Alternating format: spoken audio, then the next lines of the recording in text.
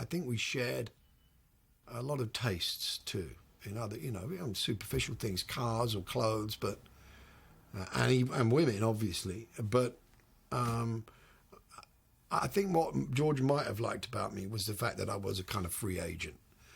And I think, if anything, he may have already been wondering about whether he was in the right place being in a group, because the group politic is a tricky one. There was a lot about what he had going, which I envied, and there was a lot about what I had going that he envied. What did he have going that you envied? Well, I suppose money, status, the classic things. Beatles, man, come on.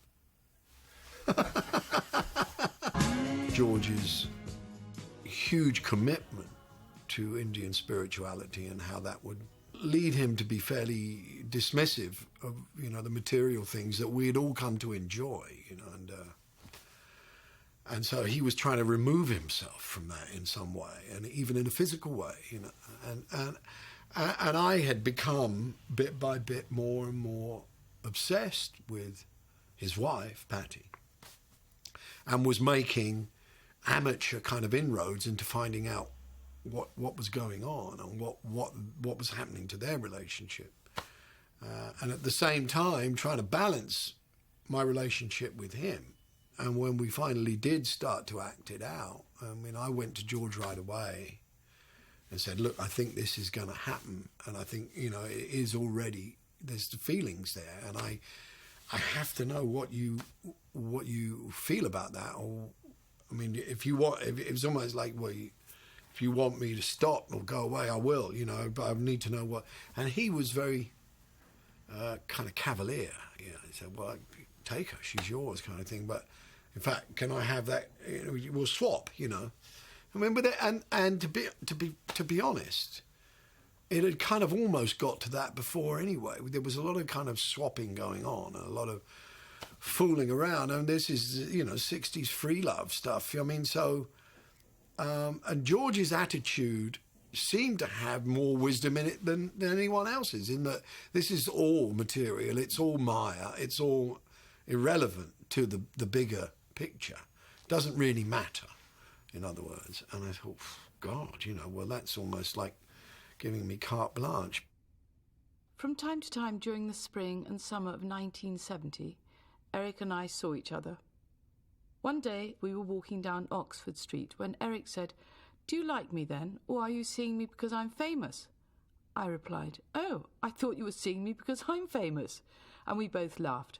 He always found it difficult to talk about his feelings. Instead, he poured them into his music and writing. Another of our secret meetings took place at a flat in South Kensington in London. Eric wanted me to listen to a song he'd written. He switched on the tape machine, turned up the volume, and played me the most powerful, moving song I'd ever heard. It was Layla, about a man who falls hopelessly in love with a woman who loves him but is unavailable. My first thought was, oh God, everyone's going to know who this is. I felt uncomfortable that he was pushing me in a direction I wasn't certain I wanted to go. But the song got the better of me with the realization that I had inspired such passion and such creativity. I could no longer resist. That evening, I went to a party at the rock manager Robert Stigwood's house in Stanmore, North London. George had said he didn't want to go. Eric was there, and I felt elated by what had happened earlier in the day, but also felt deeply guilty. Isn't it a pity? Much later in the evening, George appeared. He kept asking, "Where's Pattie?" Isn't it a shame? He was about to leave when he spotted me in the garden with Eric. How we break each other's heart. He came over to us and said, "What's going on?" And cause each other pain. Eric said, "I have to tell you, man, that I'm in love with your wife." How we take each other's love. George was furious. He turned to me and said, Without thinking anymore. "Well, are you going with him or coming with me?" Forgetting to give back. And I said, "George, I'm coming home." Isn't it a pity?